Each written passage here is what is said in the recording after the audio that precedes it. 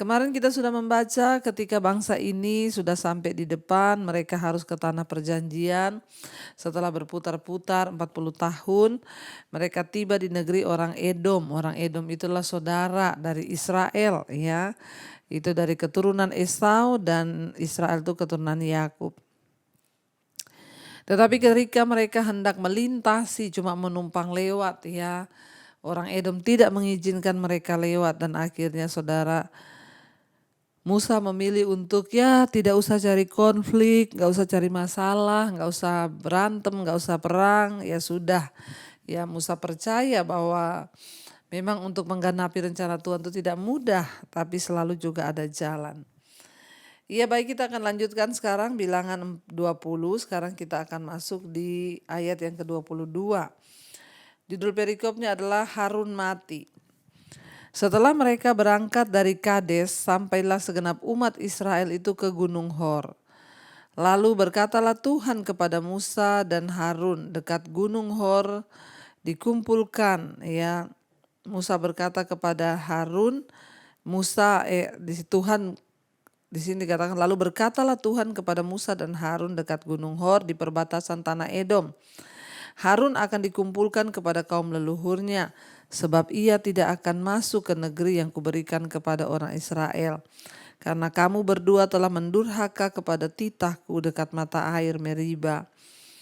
Ya, panggillah Harun dan Eliezer anaknya dan bawalah mereka naik ke Gunung Hor. Tanggalkanlah pakaian Harun dan kenakanlah itu kepada Eliezer anaknya. Kemudian Harun akan dikumpulkan kepada kaum leluhurnya dan mati di sana. Saudara, Harun tidak diizinkan masuk ke tanah perjanjian. Kenapa? Karena dia dan Musa melanggar titah Tuhan. Mereka marah terhadap bangsa itu dan akhirnya Musa pukul tongkatnya. Ya saudara, dosanya diampuni tapi konsekuensi dosa itu tetap ada sehingga Harun tidak dapat masuk ke tanah perjanjian. Lalu Tuhan menyuruh Musa membawa Harun naik ke atas gunung dan anaknya Eliezer. Lalu jubah keimamannya ditanggalkan lalu dipakaikan ke anaknya, lalu Harun mati saudara. Ya, Harun dikuburkan, di sana dikatakan ya, Harun dikumpulkan kepada kaum leluhurnya dan mati di sana. Dikatakan di sana mereka naik ke Gunung Hor, sedang segenap umat itu memandangnya. Musa menanggalkan pakaian Harun dan mengenakannya kepada Eliezer anaknya. Lalu matilah Harun, saudara, dikatakan di puncak gunung itu. Kemudian Musa dengan Eliezer turun dari gunung itu. Ya, ketika segenap umat itu melihat bahwa Harun telah mati, maka seluruh orang Israel menangisi Harun 30 hari lamanya. Ya, mereka menangis selama 30 hari bersedih karena Harun meninggal dipanggil Tuhan. Ya, seringkali kita saudara tidak tahu ya hidup mati kita tuh sampai kapan, tapi percayalah asal kita berjalan bersama-sama dengan Tuhan, maka Tuhan yang akan menuntun kita kepada segala jalan-jalannya saudara ya. Dan akhirnya Harun meninggal tepat sebelum masuk ke tanah perjanjian. Ya, dan barangkali saudara sebagai hukuman atas dosa pemberontakannya. Ini adalah pertama kalinya seorang imam besar baru diangkat. Ya, pakaian imam dilepaskan dari Harun dan dikenakan kepada anak lelakinya itu Eliezer. Mengikuti perintah yang tertulis di dalam kitab imamat. Sekarang kita lanjut bilangan 21. Judul perikopnya peperangan dekat Rama. Peperangan dekat Rama, ayat yang pertama. Raja negeri Arad, orang Kanaan yang tinggal di tanah Negeb, mendengar bahwa Israel datang dari jalan Atarim. Lalu ia berperang melawan Israel dan diangkutnya beberapa orang tawanan daripada mereka. Ya, mereka itu memang saudara melewati negeri ini perang, melewati itu perang. Ya, lalu ketika Raja Arad mendengar mereka lewat, Raja Arad itu adalah orang Kanaan saudara ya. Mereka tinggal di tanah Negeb. Ya, jadi ini yang dikatakan oleh 12 pengintai itu.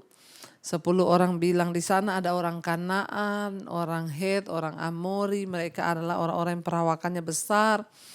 Ya, tapi di sini mereka Tuhan izinkan untuk berperang, saudara ya.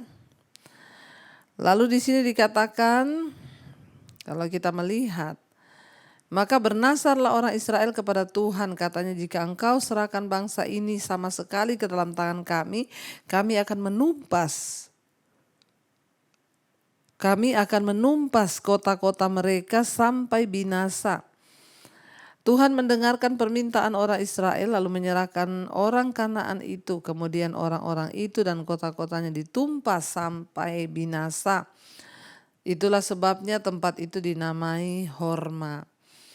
Ya, saudara, kita melihat di sini akhirnya Tuhan membela bangsa itu, memberikan mereka kemenangan. Ya. Kita lanjut sekarang pasal 21 ayat yang keempat, ya, judul perikopnya adalah ular tembaga. Jadi ini mereka sudah memasuki tanah perjanjian, saudara ya. Setelah mereka berangkat dari Gunung Hor berjalan ke arah Laut Teberau untuk mengelilingi tanah Edom, maka bangsa itu tidak dapat lagi menahan hati di tengah jalan.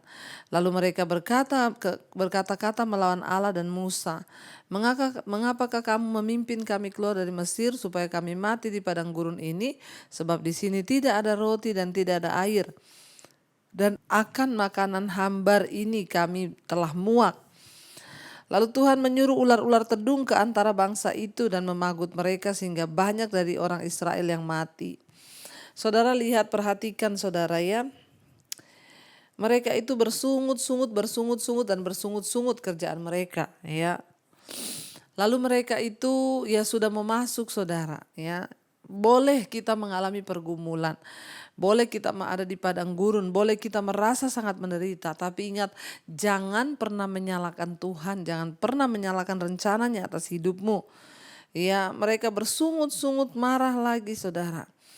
Mereka berkata, untuk apa engkau bawa kami keluar? Untuk kami mati di sini, tidak ada makanan, makan makanan yang hambar. Lalu kita melihat, saudara, mengapa saudara mereka itu terus mengeluh dan mengeluh. Ya, yang pertama itu karena jiwa mereka itu ya tidak setia kepada Tuhan. Ya, mereka tuh memang gak setia. Ya, bangsa ini tidak setia, apa sedikit berubah setia. Ada orang-orang, saudara, ketika pandemi ya rajin berdoa. Pandemi mesbah doa. Waktu pandemi cari Tuhan, karena keadaan banyak orang mati, cari Tuhan. Waktu susah cari Tuhan. Ketika sudah mulai senang sedikit hidupnya, lupa Tuhan, kembali kehidupan lama lagi, bersinah lagi, ya mabuk lagi, dugem lagi, ya pokoknya hidup dengan kemauannya sendiri dan tidak pernah mencari Tuhan. Hati-hati, lebih baik kita tidak pernah mengenal kebenaran daripada kita sudah mengenal jalan kebenaran tapi kita berbalik dan meninggalkan jalan itu. Di sini dikatakan, saudara, ya mereka marah lagi kepada Tuhan. Di sini dikatakan jiwa mereka itu tidak setia, ya mereka itu tidak mau mentaati hukum Tuhan, itu alasan yang kedua. Ya, yang ketiga karena mereka itu mudah melupakan Tuhan dan mujizat-mujizat yang pernah dia lakukan, saudara.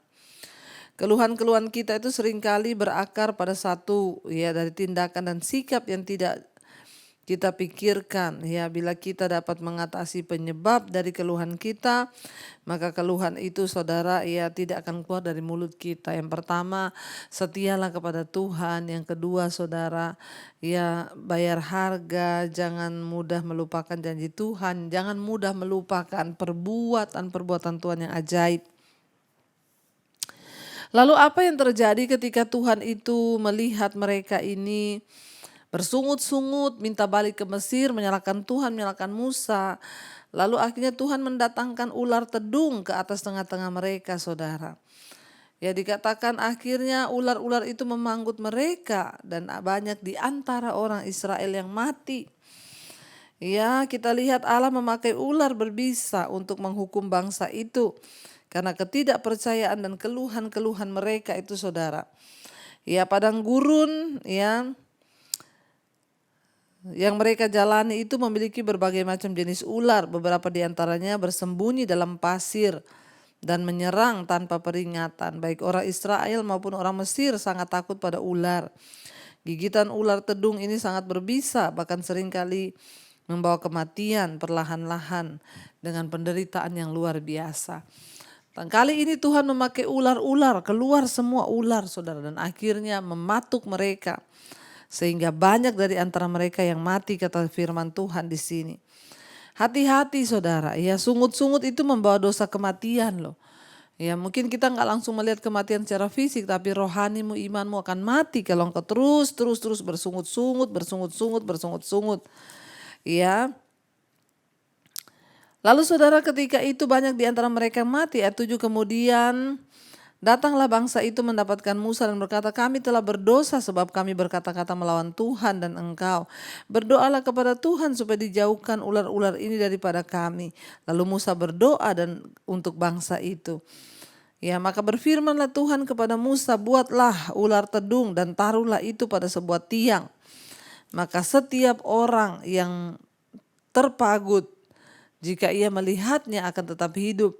Lalu Musa membuat ular tembaga dan menaruhnya pada sebuah tiang. Maka jika seorang dipagut ular dan ia memandang kepada ular tembaga itu, tetaplah ia hidup. Saudara, kita melihat di sini saudara ya, bahwa akhirnya di situ menjadi sebuah peringatan Tuhan itu ya membinasakan mereka dengan gigitan ular. Dan akhirnya Tuhan menyuruh Musa untuk membuat ular tembaga. Dan ketika saudara ular tembaga itu dibuat, Musa digantung di tiang, orang Israel tidak mengetahui arti. Ya, lebih lengkap dari peristiwa ini, tetapi ya itu juga mengarah kepada Yesus Kristus Tuhan. Yang menjelaskan bahwa bangsa Israel itu akan disembuhkan dari setiap penyakit mereka. Dengan memandang hanya kepada Kristus saja, ya mereka itu akan diselamatkan. Dibebaskan dari setiap kutuk. Di atas kayu salib Tuhan Yesus sudah menanggung semuanya. Jadi saudara, bukan ular itu yang menyembuhkan bangsa Israel, ya melainkan kepercayaan mereka kepada Allah.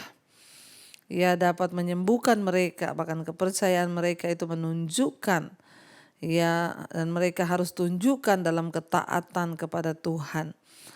Jadi ya sebagai bentuk peringatan saja dibuat ular itu. Ya karena pada saat itu ular-ular memakan dan membinasakan mereka.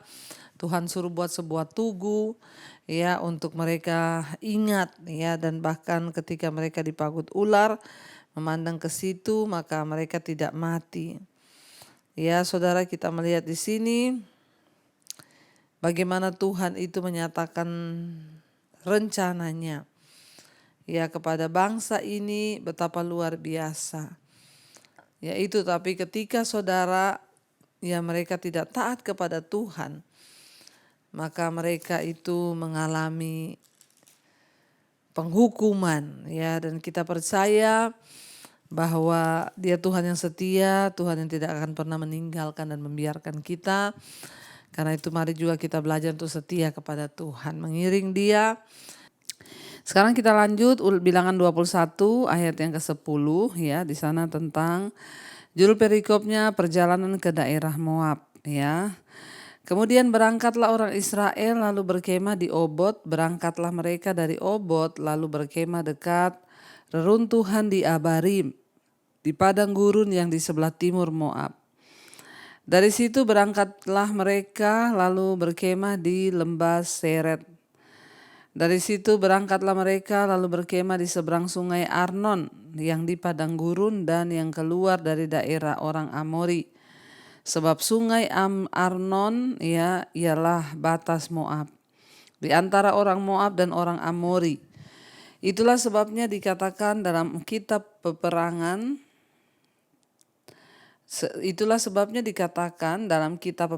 Tuhan, Waheb di Sufa dan lembah-lembah ke sungai Arnon.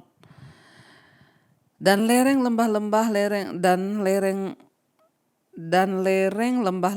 lereng itu terbentang ke tempat di mana terletak kota Ar dan bersandar pada batas daerah Moab.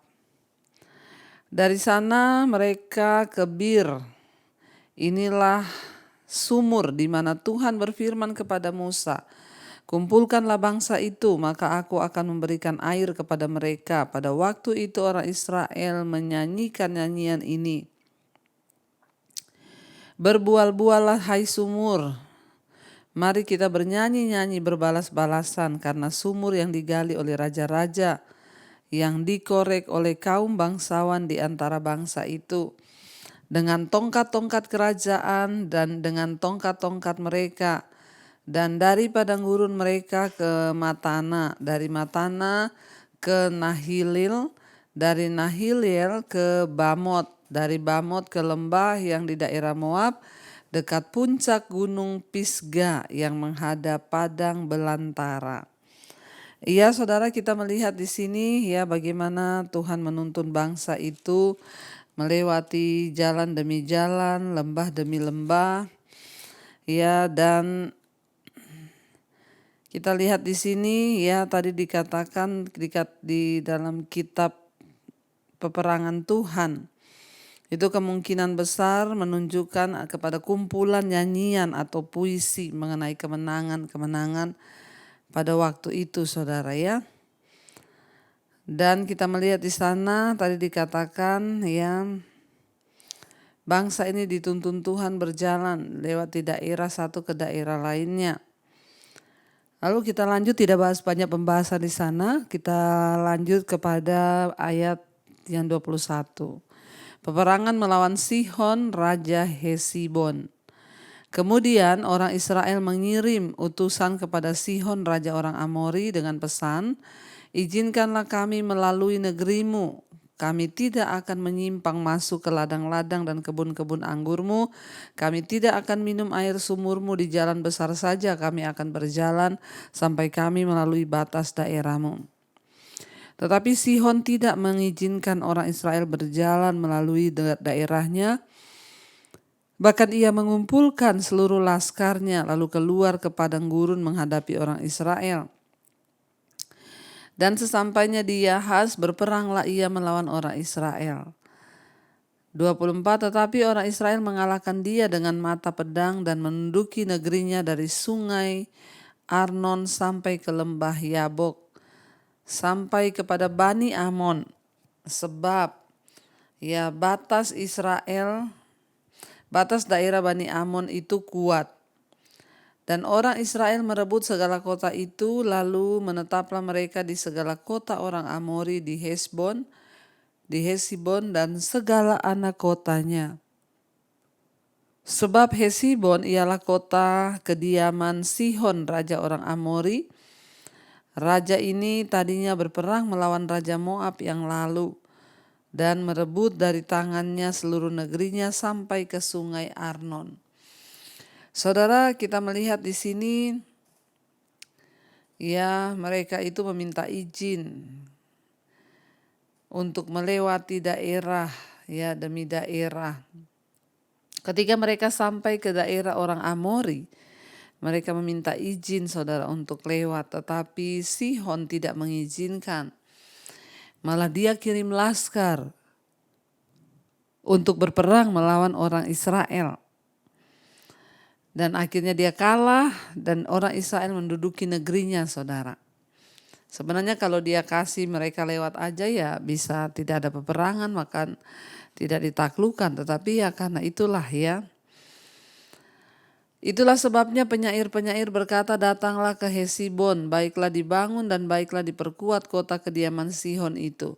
Sebab api keluar dari Hesibon, nyala dari kota kediaman Sihon, yang memakan habis Ar-Moab, yang berkuasa atas bukit-bukit di sepanjang sungai Arnon. Celakalah engkau ya Moab, binasa engkau, ya bangsa Kamos. Ia membuat anak-anaknya lelaki menjadi orang-orang pelarian, dan anak-anaknya perempuan menjadi tawanan kepada Sihon, raja orang Amori. Kita telah menembaki mereka, Hesibon binasa, sampai ke Dibon.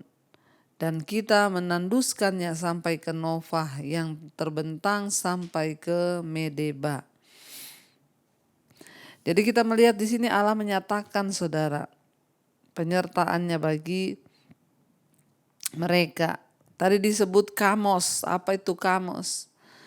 Ya, Kamos itu adalah dewa bangsa Moab yang disembah sebagai dewa perang. Akan tetapi Allah yang palsu ini tidak dapat menolong bangsa itu ketika mereka berperang melawan Israel. Allah orang Israel itu lebih kuat dari semua dewa-dewa perang bangsa Kanaan.